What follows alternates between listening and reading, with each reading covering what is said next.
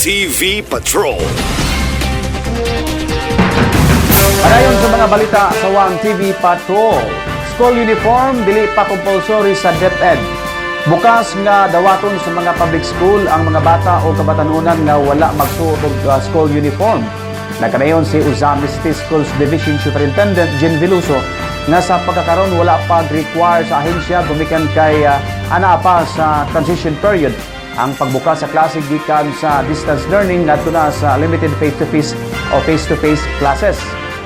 Ilaw usab kining gikalipay ang temporary and compulsory wearing of uniform o school uniform gumikan kay pabor kini sa mga ginikanan nga wa pay budget. Dunay mga rason usab kung nganong gusto sa mga ginikanan nga mag-uniform na ang ilang mga anak o kini nga sitwasyon mas ilang gikalipay o gipasalamatan.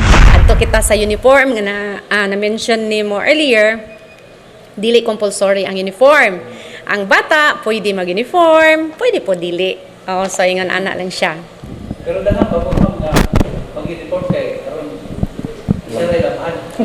Yes sir, Jana, ay mga ginikanan mo ingon nga mas ganahan mi mag-uniforme among anak kay magpatahi ra mi og tulo ka uniforme mo ray ang ibalik-balik. Dili mahibawaan nga gibalik-balik. Whereas kung dili mag-uniform na si tulo ka sinina among anak, magbawaan nga nagbalik-balik. Pwede gihapon nga pa-uniformihon ni nanay ang anak. Pero moingon pud ang nanay nga daghan kay sinina akong mga anak, dili na kinahanglan ko magpatahi. Kanina ilang sinina nga naa diri ron nga angayan man pud suoton diha sa eskwelahan. So mao na lang ni akong ipasuot. Pwede gihapon. So may uniforme o madili, walay rason nga dili pasudlon ang bata sa eskwelahan. TV Patrol. One TV Patrol. One TV Patrol. One TV Patrol. PME Cadet Qualifying Exam sa Uzamis gidumog sa mga aplikante. Gatusan ka mga kabatanunan nga misamis nun o gikan sa mga silingang probinsya sa Misamis Occidental ang bikuha sa qualifying examination alang sa Philippine Military Academy, Cadetship. Nahimong venue sa PMA Cadet Qualifying Examination ang Uzamis City National High School.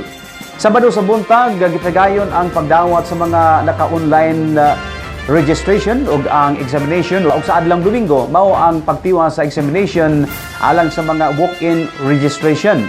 Matud pa ni Captain Dexter Gonzales, PMA Professor o Officer in Charge sa PMA Cadet Testing sa Uzamis nga nagpadayon ang PMA Cadet Testing Center sa Uzamis gumikan kay daghan ang passing rate o ang mga maayo pa gayud ang mga graduar sa PMA sa mga milabay nga panahon. Iyang gilauman nga laing usamis nun o misamis nun na usab ang modala o kadungganan sa Philippine Military Academy kung adunay kandidato pagkakadit o pagkakadete nining tuiga. By 5 feet. Not less than 5 feet, pero hindi ka rin susobra ng 6'4". Wala naman na siguro. Baka meron, pero wala ng 6'5". Hindi na. So 5 feet hanggang 6'4" na. So wala na yung 5'6" na minimum dati. Wala na, 5 feet na yun ang minimum.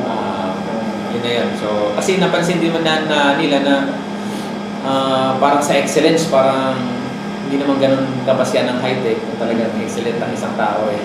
So, tinake na rin yung 5 feet. Pang-apat ay, siyempre may good moral character yung bata. Kasi ang papasukan naman nila ay isang institusyon na mataas ang quality pagdating sa disiplina. Kailangan talagang disiplina doon. So, meron tayong good moral character. Panglima, single. Hindi nakapangasawa, walang anak. No? Hindi pa na never been born or never been desired a child. Ito sinasabi nila. Pang-anim, ito nga, kailangan nilang ipasa ito. Para talagang, ito yung pinaka-first stage eh, may ipasa nila yung entrance exam. Tapos, no criminal case, no criminal records. After naman ito, kapag pumasa sila dito, pag nakuha nila, mapapasok lang talaga sila sa akademya pa, mapapabilan yung kanan kapag may ipasa na nila yung physical naman. So, yun yung mga qualification ng akademya. Bago talaga makapasok sa, mapabilang sa batch ng 2027. Kasi 2027 ang graduate ng mga kung sakali makapasok siya ngayon. So laro lang po natin. TV Patrol. One TV Patrol. One TV Patrol. One TV Patrol. Kaso sa pagpangulata sa PMA, wala pasagdi sa pamunuan. Wala pasagdi sa pamunuan sa Philippine Military Academy, labi na ang mga kaso sa hilabihang pagpasakit pisikal sa mga bagong sulod ng mga kadete. Matud pa ni PNP Professor Captain Dexter Gonzales nga makasalig ang mga ginikanan nga luwas ang ilang mga anak sa akademya. Iyang giangkon nga ang mga kalapasan sa akademya sa mga nangaging panahon apan gipaningkamutan na kini karon sa pamunuan nga mawala sa hingpit ang maong nga panghitabo. Dili malikayan nga aduna gayoy mga kadete nga mohimo sa mga salaod apan ilang gipaniguro nga manubag ang responsable o mahatagan og hustisya ang hingtungdan. Gani iyang gipasgarbong sa batch 2022 o sa class 2022 bisan usang bikwit. Kung tatanungin niyo ako, ito yung pagkakataon para sa mga kabataan. Ito yung pagkakataon na napaka-safe pumasok sa PMA. Bakit kamo? Dahil sa mga, sabi mo sir na kanina, sa mga nangyari sa past, nagkaroon ng idea yung mga officers natin sa armed forces, sa PMA, paano siya i-improve. Kumbaga, hindi kami nanatili dun sa problema, hinanapan yung problema ng solusyon. At ito yung produkto na yon. Sa ngayon, sa totoo lang, share ko lang sa inyo. For last year, parang walang nag-quit. Parang alam ko, first the playbook, walang nag-quit nung last 2 years ago. After the implementation of talagang kasi normal treatment sa amin eh. Pag nahuli ka talaga naman, di-discharge ka talaga. Di-discharge ka talaga. One TV Patrol. Mga local chief executives sa Region 10 gibisita sa bag-ong PNP Regional Director. Ani ang detalye ni Johnny Tommy.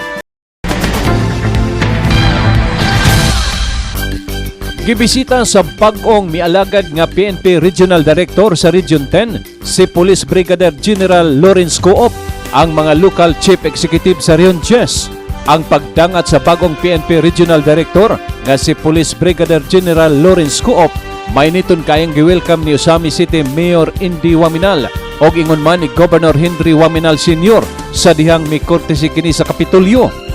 Pamahayag pa sa bagong PNP 10 Regional Director Police Brigadier General Lawrence Coop nga iyang gihimamat ang tanang local chief executive sa Region 10 aron sa tuyo nga pangayoon ang suporta sa padayong pagmintinar sa kahimtang sa kahapsay o kalinaw o uban pang mga kalihukan sa nasudnong pulisya.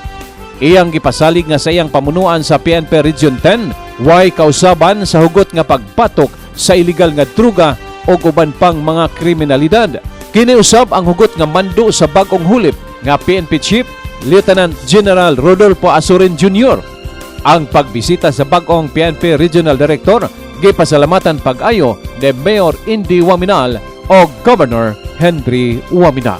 Check my personnel, it is a must also na mag-pay ako ng courtesy call sa ating local chief executive, si Mayor Waminal, At ayan nga, pag-usapan kung ano ang concern ng Usami City na pwede kami makapag-contribute sa solution kung ano man yung problema na yon. And of course, yung collaboration na ginagawa ng kapulisan at LGU dito sa city ng Usamis. Kumusta po yung kampanya natin sa War on Drugs, sir? Anong transaction at sa ating CPNP? Pag-upo naman ni Chief PNP, talagang isa sa priority na yan, yung operation against illegal drugs. Hindi naman tayo, ibig sabihin, hindi naman nag-decrease ang effort natin. We continuously conduct operations against illegal drugs. Pag-upo nga din ni SILG, kasama ito sa marching orders niya when he attended the flag raising sa Camp Crami as our guest. Ito ay ibinilin din na sa kapulisan at ito naman ay ginagawa natin. In fact, maganda ang performance ng Region 10 as a whole. Alang sa One TV Patrol, Johnny Tommy. reporting. Police report. Police report. Sa police report, Ang police report hatod kaninyo ni board member ni Misyo Imi Lahi-Lahi, board member 2nd District Misamis Occidental, chairman sa Committee on Peace and Order sa Sangguniang Panlalawigan. Police report. Police report. Sa police report, retired police ug aktibong SB member sa panahon sikop sa search operation sa CIDG. Ani ang detalye ni Johnny Tommy. Tugyan sa kapulisan ang usa ka sakop sa Sangguniang Bayan sa lungsod sa Panaon, Misamis Occidental, human nagpositibo sa search operation nga gilusad sa Criminal Investigation and Detection Group Provincial Unit niadtong Agosto 27. Ang suspect mao si Konsehal Gomer Takan, usa ka retired PNP ug aktibong miyembro sa Sangguniang Bayan sa lungsod sa Panaon. Gi-apply ang gilayon og search warrant sa CIDG Provincial Unit si Municipal Councilor Gomer Takan sa Regional Trial Court sa Orqueta human nakadawat og reklamo gikan sa mga silingan ini nga aduna kini gidalit-dalang armas. Sa gipahigayon nga operasyon, positibong nakuha sa panimalay sa subject ang usa ka 9mm pistol kauban sa mga bala ug magasin ug mga bala sa kalibre 45 kaway nakitang lisensya o uban pang dokumento nga nagtugot sa suspect sa pagdala-dala sa maong armas. Pamahayag pa sa Konsehal Gomer Takan nga way saktong papilis ang maong armas gumikan kay giprindal ang kini matud pa gikan sa usa ka Manuelito Sinsil na ilang drug lord sa lungsod sa Jimenez o gikatahong napatay sa drug bypass operation sa Tabunok, Talisay City, Cebu. Si Konsehal Gomer Takan mag-atubang sa kaso nga illegal possession of firearms and ammunitions. Samtang sa Dakbayanso, Samis, 100,000 pesos itanyag ni Mayor Indy Waminal sa makatudlo sa lokasyon sa gunman ni Glenn Hernando. Mitanyag og reward si Mayor Indy Waminal nga may kantidad og 100,000 ka pesos alang niadtong mga individual nga makatudlo sa lokasyon sa triggerman ni Glenn Hernando nga si Ritzy de la Cruz alias RG. Nasayran nga si Ritzy de la Cruz na ila sa kapulisan human gihulagway sa katawhan nga nakasaksi sa dihang nahitabo ang shooting incident niadtong Agosto 29 sa hapon didto sa Barangay Pantaon. Mas milikon pa ang pagduda sa kapulisan nga si Ritzy de la Cruz gayud ang gunman pasiusab sa pamahayag sa mga inlo ni Ritzy de la Cruz. Nasayran nga ang biktima nga si Glenn Hernando kasamtangan kining asit sa Usamis City PNP og nahimong whistleblower batok sa Usamis Organized Crime Group sa panahon pa ni Police Lieutenant Colonel Chubby Espinido. Alang sa police report, Johnny Tommy reporting. Ang police report hatod kaninyo ni board member ni Misyo Imi Lahi-Lahi, board member 2nd District Misamis Occidental, chairman sa Committee on Peace and Order sa Sangguniang Panlalawigan. 1TV Patrol. Sa tungpulong sa kaalam karong adlaw kinutlugikan sa balaang kasulatan sa Ecclesiastes Kapitulo 1 versikulo 9. Kini kanayon. Ang nahitabo kaniadto mahitabo gihapon ug ang nabuhat kaniadto buhaton gihapon. Wala gayoy bag-o dinhi sa kalibutan. Ang 1TV Patrol magpasalamat ining musunod. Gloria Bazaar Appliance Usamis, diha sa May Rizal og Bernard Branch og ang Gloria Bazaar Appliance Orqueta City. Park and Go Big Shop Usamis Branch, Maxeris Corporation, Yulincon General Merchandise, ang distributor sa Alhambra Suliralay, Top Coffee, Bisidap Noodles o Dairy Charm. Bryant Milling and Marketing, Usamis City. FYT Hardware Corporation ni Sir Persing Tanquito. Ilim Agricultural Supply, Tugo Travel, Tugo Express, Tugo Freight Cargo, Usamis. Managed by Mr. Anichu.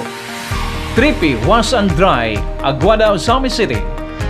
Intra Food Supplement, Tambayan sa Suba, diya sa lungsod sa Clarin. Dario Printing Services and General Merchandise. Gidumala ni Dario Muniesa. Kanto Boy Merchandise, Aguada, Usami City.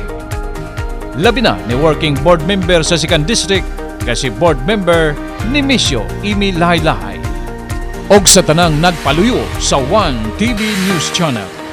Maukadto ang kinatibuk-ang hanay sa atong mga balita sa One TV Patrol sa ngalan sa kinatibuk-ang puwersa sa One TV News Channel pinangulan sa atong Program Director o Proprietor Mr. Johnny Tommy, Traffic Director Ms. Shari Tommy, News Video Editor Risa Junsay, On-Call Graphic Artist Michael Caburda, Teleprompter Operator on Duty Daniel Macarayo, og on-call cameraman og news contributor Jimmy Lirasan sa Bida News Update, news vlogger partner with the Winkal Liora sa Mindanao Pulse Forum, Jenfield Duhay Lungsod sa Katauhan sa probinsya, Val Abad Cabrera sa Radyo Asenso Clarin, o kining inyong ubos nga higala Adoni Desena. Kaming tanan mga kaninyo, tamis tagamtamon ang kalampusan kung walay gilupigan. Daghang salamat.